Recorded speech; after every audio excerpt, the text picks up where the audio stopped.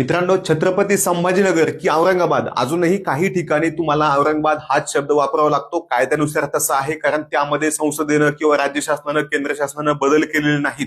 त्यानुसार कुठं संभाजीनगर म्हणायचंय, कुठं औरंगाबाद म्हणायचंय ते सांगून ठेवतो. हे कायद्यानुसार आहे, मी सांगतोय म्हणून नाही. जर तुम्हाला शहर विचारलं, जिल्हा विचारला, महसूल विभाग विचारला, तर तो आता छत्रपती संभाजीनगर झालेला आहे. रेल्वे स्टेशनचं सुद्धा नाव बदलून आता छत्रपती संभाजीनगर झाले, विमानतळाचं सुद्धा झाले.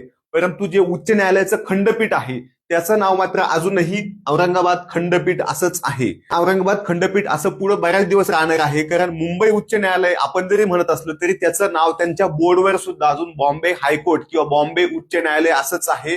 मुंबई नाव अजूनही झालं नाही. त्याचं कारण असं आहे की एखाद्या खंडपीठाचं, उच्च न्यायालयाचं जर नाव बदलायचं असेल तर त्याचा अधिकार हा संसदेला आहे. संसद जेव्हा तिचा ठराव पास करेल साध्या बहुमतानं, तेव्हाच ते नाव बदललं जाणार. अजूनही चेन्नई आणि मुंबई हे दोनही नावं जरी शहरांचे बदलले असले, जिल्ह्यांचे बदलले असले, तरी सुद्धा हायकोर्टचे नावं बदलले नाहीत.